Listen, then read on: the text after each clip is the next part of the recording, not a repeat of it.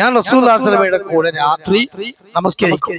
തഹജ്ജുദ് നമസ്കാരം ഉണ്ടല്ലോ, പ്രഭാത സമയത്തിന് മുമ്പുള്ള ആ സമയത്ത് നബി സ്വല്ലല്ലാഹു അലൈഹി വസല്ലമയുടെ കൂടെ വിത്റിനാണ് എഴുന്നേൽക്കുക. വിത്റിന്റെ സമയത്ത് എഴുന്നേൽക്കുക. മുമ്പ് റസൂലുള്ളാഹി സ്വല്ലല്ലാഹു അലൈഹി വസല്ലമ ദീർഘമായി നിൽക്കുന്ന, അതിന്റെ നീളവും അതിന്റെ വണ്ണവും എന്നോട് ചോദിക്കേണ്ട, അത്രമാത്രം ദൈർഘ്യമേറിയ നിസ്കാരമാണ്. അപ്പൊ റസൂലുള്ളാഹി സ്വല്ലല്ലാഹു അലൈഹി വസല്ലമ നിസ്കരിക്കുമ്പോ ചെറിയ വീടാണ്, വെളിച്ചം കുറവാണ്. അപ്പൊ അതുകൊണ്ട് ഞാൻ എന്റെ കാല് കിബിലന്റെ ഭാഗത്ത് അങ്ങനെ നീട്ടി വെക്കും, ഉറക്കത്തിൽ നീട്ടി വെക്കും. റസൂലുള്ളാഹി സ്വല്ലല്ലാഹു അലൈഹി വസല്ലം സുജൂദിലേക്ക് വേണ്ടി വരുന്ന സമയത്ത് എന്റെ കാലിൽ നുള്ളും, കാലുമേ ഒന്ന് നുള്ളും. ആ സമയത്ത് എന്റെ കാല് വലിക്കും. അപ്പൊ നിസ്കാരത്തിലാണ് റസൂലുള്ളാഹി എന്ത് ചെയ്യുന്നത്? കാൽമ ടച്ച് ചെയ്യണം. കിബിലയിലേക്ക് വരുമ്പോ സുജൂദിന്റെ ഭാഗത്ത് കാല് തടസ്സം ഉണ്ടാവും. അപ്പൊ എന്ത് ചെയ്യും? നബി എന്ത് ചെയ്യും? ഒന്ന് പതുക്കെ ടച്ച് ചെയ്യും. അപ്പൊ ടച്ച് ചെയ്യുമ്പോ കാല് ഞാൻ വലിക്കും. അപ്പോ ഒതുവോട് കൂടി ഭാര്യയെ തൊട്ടാൽ മുറിയുമെങ്കിൽ ഇവിടെ റസൂലുള്ളാഹി സ്വല്ലല്ലാഹു അലൈഹി വസല്ലം പറ്റി ഈ ഒതുവ് മുറിയും എന്ന് പറയുന്ന ആൾക്കാർക്ക് എന്താ പറയാനുള്ളത്? അപ്പോ ലളിതമാണ് ഇസ്ലാം, ഭാരമില്ലാത്ത മതമാണ് ഇസ്ലാം. പക്ഷെ അതില് ഭാരം ഉണ്ടാക്കുമ്പോ ആ മതം അവരെ കീഴ്പ്പെടുത്തും. അതാ റസൂലുള്ളാഹി സ്വല്ലല്ലാഹു അലൈഹി വസല്ലം പറഞ്ഞ ഹദീസ്, ഇന്ന ദീന യുസ്റുൻ, ദീൻ വളരെ എളുപ്പമാണ്. ദീനിൽ ഒരു ഭാരം ഇല്ലാത്തത് ഉണ്ടാക്കിയാൽ മതം അവനെ കീഴ്പ്പെടുത്തും. ഇതാണ് സമസ്തക്കാരായ സുന്നി സ്ത്രീകൾക്കൊക്കെ പറ്റണ അവസ്ഥ. അപ്പൊ നമ്മളെ മുജാഹിദ് പ്രസ്ഥാനത്തിലേക്ക് വന്ന പിന്നെ സമസ്തക്കാരായ ആൾക്കാർ, അവരെ ഭാര്യമാരിൽ പല ആൾക്കാരും ഇപ്പോഴും ഈ വസ്വാസയിൽ നടക്കുന്നവരുണ്ട്. നമ്മളെ സഹോദരിമാരോട് പറയാനുള്ളത്, നാളിത് കേൾക്കുന്നവരോട് പറയാനുള്ളത്, നമ്മളെ വസ്വാസം മാറ്റണം. ഭർത്താവ് തൊട്ട് കഴിഞ്ഞാൽ ഒരിക്കലും ഒന്നും അറിയില്ല, ഒരിക്കലും ഉദു മുറിയില്ല. ഇനി ഇമാം മുസ്ലിം ഉദ്ധരിക്കുന്ന മറ്റൊരു ഹദീസ് ആയിഷ റളിയല്ലാഹു അൻഹയിൽ നിന്ന് വീണ്ടും കാണാൻ കഴിയും. നബി സല്ലല്ലാഹു അലൈഹി വസല്ലമ ഒരു ദിവസം രാത്രി എന്റെ വിരിപ്പിൽ കാണാതായി. ആയിഷ റളിയല്ലാഹു അൻഹ പെട്ടെന്ന് കാണാതെയായി. ആ സമയത്ത് ഫൽതമസഹു, അപ്പോൾ ഞാൻ അന്വേഷിച്ചു. ഫൽച്ചന്റെ സമയം റസൂലുള്ളാഹി സ്വല്ലല്ലാഹു അലൈഹി വസല്ലം എഴുന്നേറ്റ് പോയതാണ്. അപ്പൊ പെട്ടെന്ന് കാണാതായപ്പോ നബി വേറെ ഭാര്യമാരെടുത്ത് പോയതാണോ എന്ന നിലയ്ക്ക് ഞാൻ പുറത്തിറങ്ങി. ആ സമയത്ത് പിന്നെ എന്ത് ചെയ്തു? ഞാൻ അന്വേഷിച്ചതാണ് എങ്ങനെയാണ് റസൂലുള്ളാഹി സ്വല്ലല്ലാഹു അലൈഹി വസല്ലം പിന്നെ ഇവിടെ പള്ളിയും ആയിഷയുടെ വീടും നമുക്കറിയാം, ഒരു മറയാണ്. ഒരു കാലം ഇങ്ങോട്ടെടുത്ത് വെച്ച മസ്ജിദുൽ നബവിയാണ്, ഒരു കാലം അങ്ങോട്ടെടുത്ത് വെച്ച ആയിഷയുടെ വീടാണ്. അപ്പൊ ഒറ്റ ചെറിയ ഇതാണ്, ഹുജറാത്തുകൾ അങ്ങനെയാണ്. അപ്പോ ആയിഷ റളിയല്ലാഹു അൻഹ ഞാൻ ഉറക്കത്തിൽ എന്ത് ചെയ്തു? പതുക്കെ അങ്ങനെ നബിനെ തപ്പീന, എഴുന്നേറ്റ് പോവല്ല. റസൂലുള്ളാഹി അവിടെ അല്ലേ എന്നൊക്കെ ഞാനിങ്ങനെ പതുക്കെ എന്റെ കൈ കൊണ്ട് എന്ത് ചെയ്തു? ഞാൻ എന്റെ കൈകൾ കൊണ്ട് ഇങ്ങനെ തപ്പിയപ്പോൾ എന്റെ കൈ സ്പർശിച്ചു. വഹുവ ഖദമി, റസൂലുള്ളാഹിന്റെ കാൽപ്പള്ളയിൽ. വഹുമാ മൻകൂബത്താനി, അപ്പോൾ റസൂലുള്ളാഹി സുജൂദിലായിരുന്നു. അപ്പോ നബി സല്ലല്ലാഹു അലൈഹി വസല്ലം എന്ത് ചെയ്താണ്? അപ്പുറത്തേക്ക് മാറി നിന്നിട്ട് നിസ്കരിച്ചപ്പോ റസൂലുള്ളാഹി സ്വല്ലല്ലാഹു അലൈഹി വസല്ലം സുജൂദ് ചെയ്യുന്ന സമയത്ത് ആയിഷ ബീവി തപ്പിയപ്പോൾ എന്ത് ചെയ്തു? നബിയുടെ കാലിന്റെ പള്ളമ തട്ടി. ഈ മൂന്ന് ഹദീസിലും റസൂലുള്ളാഹി സ്വല്ലല്ലാഹു അലൈഹി വസല്ലമയുടെ ശരീരത്തിൽ ആയിഷ റളിയല്ലാഹു അൻഹ ടച്ച് ചെയ്തതും ആയിഷ റളിയല്ലാഹു അൻഹ ശരീരത്തിൽ റസൂലുള്ളാഹി സ്വല്ലല്ലാഹു അലൈഹി വസല്ലം ടച്ച് ചെയ്തതും നിസ്കാര സമയത്താണ്, ഉദുവോട് കൂടിയാണ്. ഉദുവ് അവിടെ ഫസാദായിട്ടില്ല, മുറിഞ്ഞിട്ടില്ല എന്ന് നമ്മൾ മനസ്സിലാക്കണം. അങ്ങനെ പല ഇനിയും ധാരാളം ആവശ്യത്തിൽ ഹദീസുണ്ട്. അപ്പോ ഇനി മറ്റൊരു വിഷയം, ഈ ശാഫി മദ്ഹബിൽ നിന്നുള്ള സഹോദരിമാര് ഹജ്ജിന് പോകുമ്പോ എന്താ ചെയ്യാ? എത്ര പുരുഷന്മാര് അങ്ങോട്ടും ഇങ്ങോട്ടും തമ്മിൽ ടച്ച് ചെയ്യും, ബോധപൂർവമല്ല. അവിടെ അത് നിയന്ത്രിക്കാൻ പറ്റാത്ത രൂപത്തിലുള്ള തവാഫും സഈം ഹജ്ജിന്റെ കർമ്മങ്ങളിലും അങ്ങനെയാണ്. അപ്പൊ അതുകൊണ്ട് തന്നെ അത്തരത്തിലുള്ള സന്ദർഭങ്ങളിൽ ചില മുസ്ലിയാക്കന്മാര് ചില മസാലകൾ വെച്ചു കൊടുക്കുകയാണ്. സുന്നത്തിലേക്ക് മടങ്ങിയ പ്രശ്നം കഴിഞ്ഞു. നമ്മൾ ഈ പറഞ്ഞ സുന്നത്തിലേക്ക് മടങ്ങിയാൽ ഒരു ടെൻഷനും ഇല്ല, നമുക്ക് അവിടെ വിശ്വാസവും ഇല്ല. പ്രശ്നം ഒന്നും മുറിഞ്ഞോ, നിസ്കാരം ഫസാദായോ, അല്ലാഹ് കബൂലാക്കൂലേ, ഇതൊന്നും അവിടെ ഇല്ല. പക്ഷേ ഒരു മുസ്ലിയാർ എഴുതിയാണ് അൽ ഇർഫാദ് എന്ന സമസ്തക്കാരുടെ മാസിക 1993 അൽ ഇർഫാദില് ഒരു ലേഖനം ഞാൻ എഴുതി വെച്ചിട്ടുണ്ട്. എന്താ അറിയോ? അന്യ സ്ത്രീ പുരുഷ സ്പർശനത്തിൽ നിന്ന് മോചനമില്ലെന്ന് കണ്ടാൽ, അതായത് ഹജ്ജിന്റെ വേളയെ പറ്റി മുസ്ലിയാർ ലേഖനം എഴുതുക. അതിൽ പറയുകയാണത് അന്യ സ്ത്രീ പുരുഷ സ്പർശനത്തിൽ നിന്ന് മോചനമില്ലെന്ന് കണ്ടാൽ, ഒരിക്കലും മോചനം ഉണ്ടാവില്ലല്ലോ. ഹജ്ജിന് ഉംറയ്ക്ക് പോയാൽ അതാ സ്ഥിതി. കണ്ടാൽ ഹനഫി മദ്ഹബ് അംഗീകരിച്ചുകൊണ്ട് ഉളു ചെയ്യാനാണ് ആദ്യമേ നല്ലത്. അപ്പൊ ഓന്ത് നിറം മാറണ പോലെ മദ്ഹബ് മാറുക.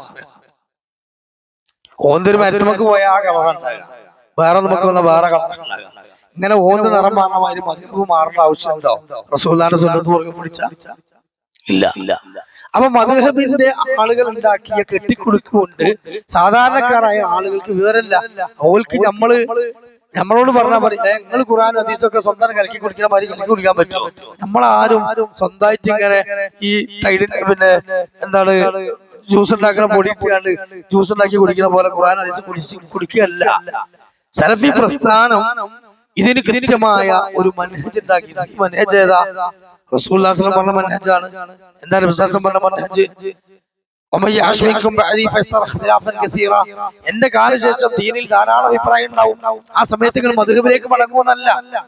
എത്ര കാര്യം നബി സല്ലല്ലാഹു അലൈഹി വസല്ലം ഭാവിയിൽ പ്രവചിച്ചിട്ടുണ്ടല്ലേ? ദജ്ജാൽ വരുന്ന വിഷയം, ഈസാ അലൈഹിസ്സലാം ഇറങ്ങുന്ന വിഷയം, അന്ത്യനാളിന്റെ അടയാളങ്ങൾ, എത്ര പ്രവചനങ്ങൾ വഹീന്റെ അടിസ്ഥാനത്തിൽ റസൂലുള്ളാഹി സ്വല്ലല്ലാഹു അലൈഹി വസല്ലം നടത്തിയിട്ടുണ്ട്. ആ വഹീന്റെ അടിസ്ഥാനത്തിൽ നബി സല്ലല്ലാഹു അലൈഹി വസല്ലം നടത്തിയ ആ പ്രവചനങ്ങളുടെ കൂട്ടത്തിൽ ഇങ്ങനെ 4 മദ്ഹബിന്റെ ഇമാമിങ്ങൾ വരും. അത് ഒന്ന് ഹനഫിയാണ്, ഒന്ന് ഷാഫിയാണ്, മാലിക്കിയാണ്, അംബലിയാണ്. അതുകൊണ്ട് നിങ്ങള് സാധാരണക്കാരായ ആളുകൾ മദ്ഹബ് അനുസരിച്ച് ഫോളോ ചെയ്തോളൂ. റസൂലുള്ളാഹി പറഞ്ഞൂടെ? നബിക്ക് അങ്ങനെ പറഞ്ഞൂടെ? അള്ളാഹ് അറിയിച്ചു കൊടുക്കൂലേ? മഹ്ഫൂദുള്ള വിവരല്ലേ? അപ്പൊ അത് അഹ്ലുസുന്ന വൽ ജമാഅയുടെ റൂട്ടേ അല്ല. എന്ത് മദ്ഹബ് പിൻപറ്റുക എന്നുള്ളതല്ല. മദ്ഹബ് പിൻപറ്റൽ അഹ്ലുസുന്നയുടെ റൂട്ടാണ്. പക്ഷെ മദ്ഹബിനെ അന്ധമായി തഖ്ലീദ് ചെയ്യുക, അന്ധമായി പിൻപറ്റുക, ഇത് ഖുർആനും ഹദീസും പറഞ്ഞാലും ശരി, റസൂലുള്ളാഹി സ്വല്ലല്ലാഹു അലൈഹി വസല്ലം പറഞ്ഞാലും ശരി, ഞാൻ എന്റെ ഇമാമ പറഞ്ഞാൽ സ്വീകരിക്കുള്ളൂ, ഞങ്ങളെ നാട്ടിലെ ഷാഫി മദ്ഹബിന് മൗലവി പറഞ്ഞാൽ സ്വീകരിക്കുള്ളൂ, ഷാഫി കിതാബത്തെ ഞാൻ സ്വീകരിക്കുള്ളൂ, ഹനഫി കിതാബത്തെ ഞാൻ സ്വീകരിക്കുള്ളൂ. ഇതാണ് മർക്കല മുഷ്ടി. ഇത് പറ്റൂല. അങ്ങനെ സ്വീകരിച്ചാൽ 100% ദീന് പൂർണ്ണമായി കൊണ്ടെടുക്കാൻ പറ്റൂല. അതുകൊണ്ട് തന്നെ ഇവിടെ ഈ നേരത്തെ തന്നെ ഹനഫി മദ്ഹബിലേക്ക് മാറിയാൽ കുഴപ്പമില്ല. കാരണം എന്താ? ഞാൻ നേരത്തെ തന്നെ പറഞ്ഞു, ഹനഫി മദ്ഹബ് എന്താ? ഗുഹ്യസ്ഥാനും തമ്മിൽ തൊട്ടാ വരെ ഒന്നും മുറിയില്ല. അപ്പൊ നീ എന്ത് തരത്തിലുള്ള ഹോട്ടലും മുടിക്കൽ അവിടെ ഉണ്ടായാലും പ്രശ്നമില്ല, ഉഷാറാവും. അപ്പൊ എന്ത് ചെയ്യാ? ഷാഫി മദ്ഹബുകാരന് അടുത്തുകൂടെ പോയതാണ് ഒതു മുറി. ഭാര്യന്റെ സ്ഥിതി അതാണ്. വന്യ സ്ത്രീ പുരുഷന്മാർ പറയണ്ടോ? അപ്പൊ പിന്നെ നേരത്തെ തന്നെ എന്ത് ചെയ്യും? വിമാനത്തിന് മുമ്പ് തന്നെ ഞാൻ ഹനഫി ആയിരിക്കുന്നു എയർപോർട്ടിൽ ഇറങ്ങുമ്പോ. എന്നിട്ട് കഴിഞ്ഞ് ഈ തൊടലും പിടിക്കലൊക്കെ കഴിഞ്ഞ് തിരിച്ച് കരിപ്പൂർ എത്തുമ്പോ ഞാൻ വീണ്ടും ഷാഫി ആയിരിക്കുന്നു. ഇങ്ങനെ ഷാഫി പുള്ളി കളിക്കേണ്ട ആവശ്യമുണ്ടോ? ഇല്ല. ഹദീസ് മുറുകെ പിടിച്ചാൽ പ്രശ്നം കഴിഞ്ഞു. എന്താ റസൂൽ പറഞ്ഞത്? ഫഅലൈക്കും ബിസുന്നതി, നിങ്ങൾ അഭിപ്രായ വ്യത്യാസം ഉണ്ടാവും, എന്റെ സുന്നത്തിലേക്ക് മടങ്ങുക. ഏതാ സുന്നത്ത്? സുന്നത്തുൽ ഖുലഫാഇർ റാഷിദീനൽ മഹ്ദിയ്യീന മിൻ ബഅദി, എന്റെ കാലശേഷം ഈ ദീനിനെ വരതെറ്റാതെ കൊണ്ടുപോകുന്ന ഈ സഹാബത്ത്, അതിൽപ്പെട്ട 4 ഖലീഫമാർ, ആ ഖുലഫാഇകളുടെ മാർഗ്ഗത്തിൽ നിങ്ങൾ മുറുകെ പിടിക്കുക. അല്ലാഹു അലൈഹാ ബിൻ നവാജിദ്, അണപ്പല്ല് ചേർത്ത് നിങ്ങൾ കടിച്ചു പിടിക്കുക. ഇതാണ് സലഫികളായ ഇസ്ലാഹി പ്രസ്ഥാനക്കാരായ മുജാഹിദുകളായ നമ്മൾ ചെയ്യുന്നത്. നമ്മളാരും ഇമാം ഷാഫിക്ക് വിവരമില്ലാന്നോ, ഇമാം നബവിക്ക് വിവരമില്ലാന്നോ, മദ്ഹബിന്റെ ഇമാമിങ്ങളൊക്കെ പൊട്ടത്തരം പറഞ്ഞാണോ ഓലെ തള്ളണം ഒന്നും പറഞ്ഞിട്ടില്ല. റഹിമഹുല്ലാഹി അജ്മഈൻ, അവരൊക്കെ വലിയ പണ്ഡിതന്മാരാണ്. പക്ഷേ അന്ധമായിട്ട് പിൻപറ്റാൻ പറ്റൂല. കാരണം ഞാൻ ഒരു ഉദാഹരണം പറഞ്ഞുതരാം. ഷാഫി മദ്ഹബ് പിൻപറ്റുന്ന പള്ളിയാണല്ലോ നമ്മളെ ഈ പള്ളികളൊക്കെ, സമസ്തക്കാര പള്ളികൾ. അവിടൊക്കെ സുബഹിക്ക് അസ്സലാത്തു ഖൈറു മിനന്നൗം ബാങ്കിന് പറയുന്നത്. അസ്സലാത്തു ഖൈറു മിനന്നൗം ബാങ്കിന് പറയുന്നത്. ഷാഫി മദ്ഹബ് അന്ധമായി പിൻപറ്റുന്ന ഇമാം ഷാഫിക്ക് വിവരമില്ലേ, 10 ലക്ഷം മനപ്പാടാക്കിയിട്ടില്ലേ, നിങ്ങളെക്കാളും വലിയ ആലിമല്ലേ എന്നൊക്കെ നമ്മളോട് ചോദിച്ച് പല വിഷയത്തിലും തർക്കിക്കുന്ന മുസ്ലിയാക്കന്മാരും സമസ്തക്കാരായ സാധാരണക്കാരോടും വിനയത്തോടുകൂടി നമ്മൾ ചോദിക്കണം, നിങ്ങൾ ഷാഫി ഇമാമിന്റെ വിവരം അളക്കുകയാണെങ്കിൽ അസ്സലാത്തു ഖൈറു മിനന്നൗം എന്ന് എന്തിന്റെ അടിസ്ഥാനത്തിലാണ് ബാങ്കിൽ ചെല്ലുക? ഷാഫി ഇമാം റഹ്മത്തുള്ളാഹി അലൈഹി മരിക്കുന്ന സമയത്ത് അദ്ദേഹത്തിന്റെ ഖൗലിന് പറയുന്ന ഖൗലാണ് ജദീദായ ഖൗൽ. അദ്ദേഹത്തിന്റെ 2 കാലഘട്ടമുണ്ട്. അദ്ദേഹത്തിന് മദീനയിലെ കാലഘട്ടമുണ്ട്, പിന്നീടുള്ള ഈജിപ്ത് കാലഘട്ടമുണ്ട്. ഈ 2 കാലഘട്ടത്തിൽ അദ്ദേഹം ഖദീമായ ഖൗല്, ജദീദായ ഖൗൽ, അദ്ദേഹത്തിന് ആദ്യം കിട്ടിയ ആയത്തിന്റെ അടിസ്ഥാനത്തിൽ ഹദീസിന്റെ അടിസ്ഥാനത്തിൽ അദ്ദേഹം പറഞ്ഞിട്ടുള്ള അഭിപ്രായത്തിനാണ് ഖദീമായ ഖൗൽ എന്ന് പറയുന്നത്, പഴയ ഖൗൽ. പിന്നീട് അദ്ദേഹം വീണ്ടും ഹദീസുകൾ കൂടുതൽ കിട്ടി, കാര്യങ്ങൾ മനസ്സിലാക്കിയപ്പോൾ അദ്ദേഹം തിരുത്തിയ ഖൗലാണത് ജദീദായ ഖൗൽ. മരിക്കുന്ന സമയത്ത് അദ്ദേഹത്തിന്റെ നിലപാട് ജദീദായ ഖൗലാണ്. ഈ ജദീദായ ഖൗലിൽ അദ്ദേഹം മരിക്കുന്നത് വരെ മനസ്സിലാക്കി എന്താ? സുബ്ഹി ബാങ്കിൽ അസ്സലാത്തു ഖൈറു മിനൻ നൗം എന്ന് കൂട്ടാൻ പാടില്ല. മറ്റുള്ള ബാങ്ക് പോലെ തന്നെ കൊടുക്കണം. പക്ഷെ സമസ്തയിലെ പള്ളിയിൽ ഏതെങ്കിലും ആൾക്കാർ ഷാഫി ഇമാമിന്റെ വിവരത്തിന്റെ പോരിശ പറഞ്ഞിട്ട് സുബീക്ക് ബാങ്കിൽ ഒഴിവാക്കില്ല. മൂല്യന്മാരെ ചോദിച്ചു നോക്കുക, അല്ലെങ്കിൽ എന്താ സുബീക്ക് അസ്സലാത്തു ഖൈറു കൊടുക്കുന്നത്? ഷാഫി മദ്ഹബ് ഇമാമിന്റെ ജദീദായ അത് കറാഹത്താന്നല്ലേ പറഞ്ഞത്? ആണ്. അപ്പൊ എന്തെങ്ങൾ കൊടുക്കാൻ പാടുള്ളൂ, ഇമാം ഷാഫിനെ തള്ളാൻ പാടുള്ളൂ. അപ്പൊ അവര് പറയുന്നത് അത് ഷാഫി മദ്ഹബിലെ മുഅത്തമദായ അഭിപ്രായം ആണ് പിൻപറ്റേണ്ടത്. എന്താ മുഅത്തമദായ അഭിപ്രായം? ഇദാ സഹൽ ഹദീസു ഫഹുവ മദ്ഹബി. ഹദീസ് സ്വഹീഹായി കിട്ടിയാൽ അതാണ് എന്റെ മദ്ഹബ്. ഇതിന് മുമ്പേ പറഞ്ഞിട്ടുണ്ട്. അപ്പൊ ഹദീസിൽ എന്തുണ്ട്? അസ്സലാത്തു ഖൈറു മിനൻ പറഞ്ഞിട്ടുണ്ട്. അപ്പൊ ഞങ്ങൾ അതിലേക്ക് മടങ്ങി. ആ നിലപാട് ഇവിടെ സ്വീകരിച്ചാ പോരെ? അതിനാ ഞാൻ ഇത് പറഞ്ഞത്. ആ നിലപാട് ഇവിടെ സ്വീകരിച്ച പിന്നെ അനഫിയായി എന്ന് പറഞ്ഞ് എയർപോർട്ടിൽ നിന്ന് മാറണോ? പിന്നെ ഷാഫിയായി എന്ന് പറഞ്ഞ ഇങ്ങനെ മാറണോ? ഇങ്ങനെ നിറം മാറേണ്ട ആവശ്യമല്ലോ, ഇല്ല. അപ്പൊ അതുകൊണ്ട് പ്രിയമുള്ള മുഅ്മിനീങ്ങളെ, വിശ്വാസികളെ, നമ്മൾ ആ വിഷയത്തിൽ മനസ്സിലാക്കേണ്ട ഏറ്റവും പ്രധാനപ്പെട്ട കാര്യങ്ങളാണ് നമ്മൾ ഇൻഷാ അല്ലാഹ് അതിൽ പറഞ്ഞിട്ടുള്ളത് എന്ന് ഓർമ്മപ്പെടുത്തുകയാണ്. ഇനി ഇതേപോലെ തന്നെ ശുദ്ധീകരണവുമായി ബന്ധപ്പെട്ടുകൊണ്ടുള്ള ചില വിഷയങ്ങൾ നമുക്ക് ഇൻഷാ അല്ലാഹ് പറയേണ്ടതുണ്ട്. അതില് ഒരു കാര്യം കൂടെ നമ്മൾ മനസ്സിലാക്കേണ്ട വിഷയം കൂടി പറയാം. അതായത് ഈ സൂറത്തുൽ മാഇദയിലെ പിന്നെ വുദൂവുമായി ബന്ധപ്പെട്ടുകൊണ്ട് വിശുദ്ധ ഖുർആൻ പറഞ്ഞ ഈ ആയത്തിന്റെ ശേഷം പിന്നീട് അല്ലാഹു സുബ്ഹാനഹു വ തആല പറയുന്ന സൂറത്തുൽ മാഇദയിലെ അവസാനത്തെ ആയത്തുണ്ട്. അതെന്താണ്? വഇൻ കുൻതും ജുനുബൻ ഫതഹറു വഇൻ കുൻതും മറളൻ ഔ അലാ സഫരിൻ ഔ ജാഅ അഹദും മിൻകും മിനൽ ഗായിതി ഔ ലാമസ്തുമുൻ നിസാ ഫലം തജിദൂ മാഅൻ ഫതയമ്മമൂ സഈദൻ തയ്യിബാ. വിശുദ്ധ ഖുർആൻ പറഞ്ഞ ആയത്താണ്. എന്താണത്? വഇൻ കുൻതും ജുനുബൻ ഫതഹറു, നിങ്ങൾ വലിയ അശുദ്ധി ഉള്ളവരായി അഥവാ ജനാബത്ത് ബാധിച്ചവരായാൽ എന്ത് ചെയ്യണം? ഫതഹറു, നിങ്ങൾ ശുദ്ധിയാകുക. വഇൻ കുൻതും മറളൻ ഔ അലാ സഫരിൻ, അതേപോലെ തന്നെ നിങ്ങൾ പിന്നെ രോഗികളായി അല്ലെങ്കിൽ യാത്ര ചെയ്യുന്ന ഒരവസ്ഥ വന്നു, അങ്ങനെ ഔ ജാഅ അഹദും മിൻകും മിനൽ ഗായിതി, അല്ലെങ്കിൽ നിങ്ങളിൽ ഒരാൾക്ക് മലമൂത്ര വിസർജനം വരികയും ചെയ്തു, ഔ ലാമസ്തുമുൻ നിസാ, നിങ്ങൾ സ്ത്രീകളെ സംസർഗം നടത്തുകയും ചെയ്തു. ഇതൊക്കെ അല്ലാഹു തആല പറയണം ഓരോന്നും. അതായത് ഒന്ന്, പിന്നെ നിങ്ങൾ രോഗിയായി അല്ലെങ്കിൽ യാത്രയിൽ അകപ്പെട്ടു അല്ലെങ്കിൽ വലിയ ശുദ്ധിയുള്ളവരായി, അതേപോലെ തന്നെ നിങ്ങൾ ഭാര്യയുമായി സംസർഗത്തിൽ ഏർപ്പെട്ടു, മലമൂത്ര വിസർജനത്തിൽ ഏർപ്പെട്ടു, ഫലം തജിദൂ മാഅൻ, നിങ്ങൾക്ക് വെള്ളം കിട്ടിയില്ല, വുദൂ എടുക്കാൻ വെള്ളം കിട്ടിയില്ല എങ്കിൽ ഫതയമ്മമൂ സഈദൻ തയ്യിബാ, നിങ്ങൾ എന്ത് ചെയ്യണം? നിങ്ങൾ വെള്ളം കിട്ടിയില്ലെങ്കിൽ നിങ്ങൾ എന്ത് ചെയ്യണം? പൂർണ്ണമായും ശുദ്ധമായ ഭൂമുഖത്തെ ആ മണ്ണ് നിങ്ങൾ തേടിക്കൊള്ളുക എന്ന് പറഞ്ഞു. അല്ലാഹു സുബ്ഹാനഹു വ തആല പിന്നീട് പറയുന്നത് എന്താണ്? ഫലം തജിദൂ മാഅൻ ഫതയമ്മമൂ സഈദൻ തയ്യിബാ അംസഹു ബിവുജൂഇകും വഅയ്ദിയകും, നിങ്ങൾ നിങ്ങളുടെ മുഖവും അതേപോലെ നിങ്ങളുടെ കൈയും, കൈയിന്റെ മുഴം കൈ എന്നും ഷാഫി മദ്ഹബ് പറയുന്നുണ്ട്, അല്ല ഈ മുൻകൈ മാത്രം എന്നും പറയുന്നു, അത് നിങ്ങൾ തടവുകയും ചെയ്യുക. യുരീദുല്ലാഹു ലിയജ്അലകും മിൻ ഹറജ് വമാ യുരീദുല്ലാഹു ലിയജ്അല അലൈക്കും മിൻ ഹറജ്, നിങ്ങൾക്ക് ഒരു ബുദ്ധിമുട്ടും വരുത്തുക എന്നത് അല്ലാഹു തആല ഉദ്ദേശിക്കുന്നില്ല. അതുകൊണ്ടാണ് ഒരു അളവ് ഇങ്ങനെ തന്നത്.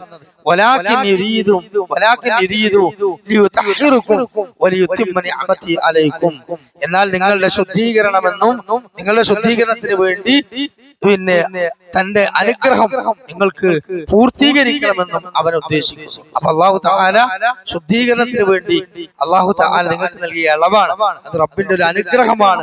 ആ അനുഗ്രഹം അല്ലാഹു ഇവിടെ പൂർത്തീകരിക്കുകയാണ്. ലഅല്ലകും തഷ്കുറൂൻ, നിങ്ങൾ നന്ദിയുള്ളവരാകാൻ വേണ്ടിയിട്ട്. അപ്പൊ ഇത് എന്താണ്? നമസ്കാരത്തിന് വുദൂ ചെയ്യാൻ വെള്ളം കിട്ടിയിട്ടില്ലെങ്കിൽ നമുക്ക് നിർവഹിക്കേണ്ട മറ്റൊരു മഹത്തായ കർമ്മമാണെന്ന് തയമ്മം. എല്ലായിടത്തും വെള്ളം പറ്റൂല. അപ്പൊ വെള്ളം കിട്ടാത്ത സന്ദർഭത്തിൽ നിങ്ങൾ തയമ്മം ചെയ്യുക എന്ന ആയത്ത് ഇറങ്ങി. ഈ ആയത്ത് ഇറങ്ങാനുള്ള ഒരു അവതരണ പശ്ചാത്തലമുണ്ട്. ഇൻഷാ അല്ലാഹ് അതുകൂടെ പറഞ്ഞിട്ട് നമ്മൾ ഇന്നത്തെ ഈ വിഷയം ചെയ്യാം അവസാനിപ്പിക്കും. അവതരണ പശ്ചാത്തലം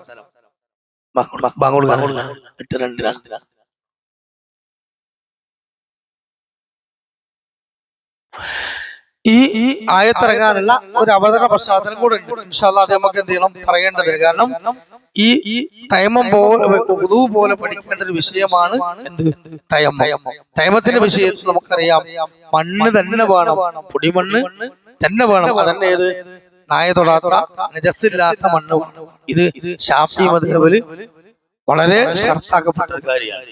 എന്നാൽ മറ്റു പിന്നെ 3 ഇമാമിങ്ങൾ മറ്റു മദ്ഹബിലോ മണ്ണും മറ്റുള്ള വസ്തുക്കളും പറ്റും എന്നും പറഞ്ഞിട്ടുണ്ട്. മണ്ണും മറ്റുള്ള വസ്തുക്കളും പറ്റും എന്ന് പറഞ്ഞിട്ടുണ്ട്. ഇൻഷാ അല്ലാഹ് ഈ വിഷയത്തിൽ നമുക്ക് ഒരൊറ്റ ഹദീസ് മാത്രം മനസ്സിലാക്കിയാൽ മതി. മദ്ഹബിന്റെ മസാലകളിൽ നമ്മൾ ഇറങ്ങാറാവില്ല. ജുഇലത്തിൽ അർളി കുല്ലഹാ ലി ഉമ്മത്തി മസ്ജിദൻ വ തഹൂറ. നബി സല്ലല്ലാഹു അലൈഹി വസല്ലം പറഞ്ഞ ഹദീസാണ്.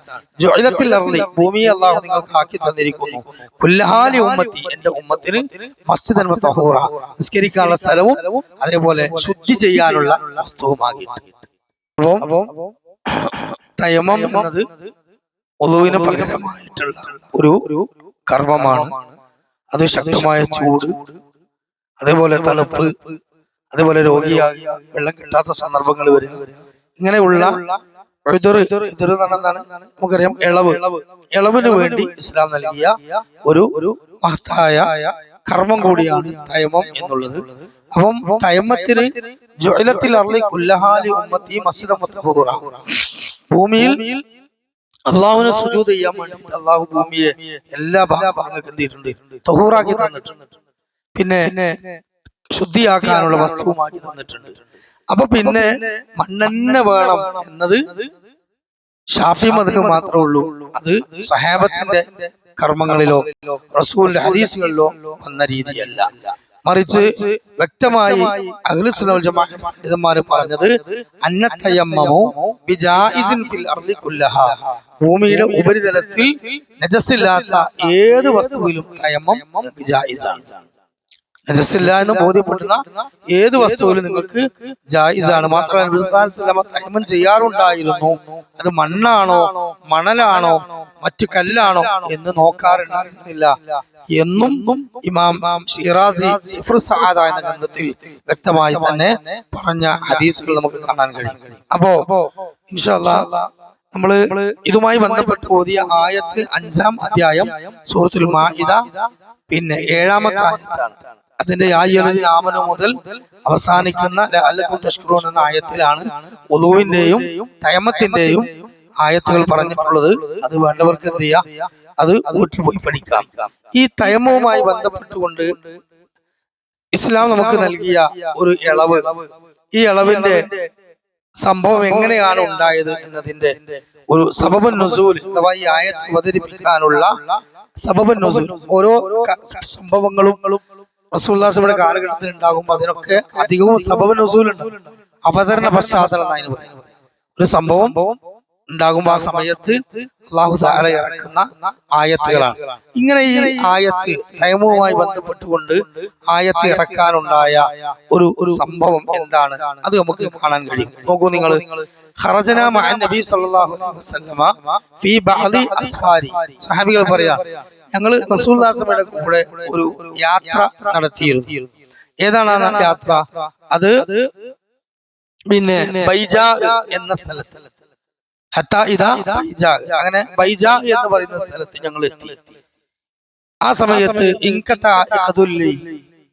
ആയിഷ റളിയല്ലാഹു അൻഹ പറയാണെന്ന്, അന്ന് ആയിഷ ബീവിയാണ് റസൂലുള്ളാഹിന്റെ കൂടെ ഉള്ളത്. സല്ലല്ലാഹു യാത്ര പോകുന്ന സമയത്ത് ഭാര്യമാരെ നറുക്കിട്ട് തീരുമാനിക്കും. കുറെ ഭാര്യമാരുണ്ടാവുമ്പോ എന്ത് ചെയ്യേണ്ടി വരും, നറുക്കിടും. അപ്പൊ അന്ന് നറുക്ക് വീണത് ആയിഷ ബീവിക്കാണ് റളിയല്ലാഹു അൻഹ. ആയിഷ റളിയല്ലാഹു അൻഹ പറയാണെന്ന്, ഈ സംഭവം ഉണ്ടാകാനുള്ള കാരണം പറയാം.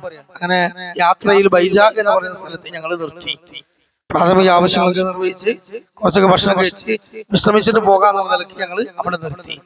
അങ്ങനെ നിർത്തി തിരിച്ചു പോകാൻ സമയത്ത് എന്റെ മാല എന്ത് ചെയ്തു, നഷ്ടപ്പെട്ടു പോയി. ആയിഷയുടെ കയ്യിൽ മാല ഉണ്ടായിരുന്നു, അത് നഷ്ടപ്പെട്ടു പോയി. ഹദീസിൽ കാണാം, അത് അസ്മാ റളിയല്ലാഹുവിന്റെ അടുത്ത് കടം വാങ്ങിയ മാലയാണ്. അപ്പൊ പണ്ടേ എന്തുണ്ട്, ഈ കടം വാങ്ങിയാണ്ട് പോണ പരിപാടി സ്ത്രീകളിലുണ്ട്. യാത്ര പോകുമ്പോൾ, കല്യാണത്തിൽ പോകുമ്പോൾ മാല വാങ്ങിപ്പോ അസ്മാവിന്റെ മാലയാണ്, നിർബന്ധമായിട്ട് തിരിച്ചു കൊടുക്കണം, അല്ലെങ്കിൽ പോണേക്ക് പോട്ടെ നിൽക്കണം, ആരാന്റെ മുതലാണ്. അപ്പൊ അതുകൊണ്ട് അസ്മാ റളിയല്ലാഹു അൻഹ തിരിച്ചു കൊടുക്കണം. എന്ത് ചെയ്തു, അത് തിരയാൻ വേണ്ടി ഫഅഖാമ റസൂലുള്ളാഹി സ്വല്ലല്ലാഹു അലൈഹി വസല്ലമ വഅഖാമ അന്നാസു മഅഹു. അങ്ങനെ നബി സല്ലല്ലാഹു അലൈഹി വസല്ലമയും യാത്രാ സംഘവും അവിടെ നിന്നു. കാരണം ആയിഷയുടെ മാല പോയി, ഞാൻ കിട്ടാതെ രക്ഷയില്ല, യാത്ര തുടരാൻ പറ്റൂല, യാത്ര മുടങ്ങി. ഈ ഒരൊറ്റ കാരണം കൊണ്ട് യാത്ര മുടങ്ങി. അങ്ങനെ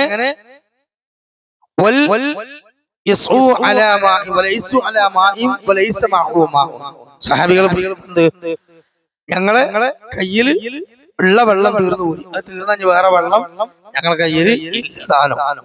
അങ്ങനെ ഉസൈദ് ബിനു ഫുളൈൽ റളിയല്ലാഹു അൻഹു എന്ന സ്വഹാബിയെ റസൂലുള്ളാഹി സ്വല്ലല്ലാഹു അലൈഹി വസല്ലം എന്ത് ചെയ്തു? മാല തെരഞ്ഞെടുക്കാൻ വേണ്ടി വിട്ടു. അദ്ദേഹത്തോട് പറഞ്ഞു പോയി നോക്ക് എന്ന് പറഞ്ഞപ്പോ അദ്ദേഹത്തെ തെരയാൻ വേണ്ടി വിട്ടു. അങ്ങനെ മറ്റുള്ളവരൊക്കെ എന്ത് ചെയ്തു? അവിടെ ഇരുന്നു. അങ്ങനെ അത്തന്നാസു അബൂബക്കറിന്റെ അടുത്തേക്ക് ജനങ്ങൾ ചെന്നു. എന്നിട്ട് പറഞ്ഞു, അലാ തറാമാ സനഅതു ആയിഷ, നിങ്ങളെ മോള് ആയിഷനെ കൊണ്ട് ഞങ്ങൾക്കുണ്ടായ മുസീബത്ത് നബിക്കും ഞങ്ങൾക്കൊക്കെ ഭയങ്കര മുസീബത്തായി.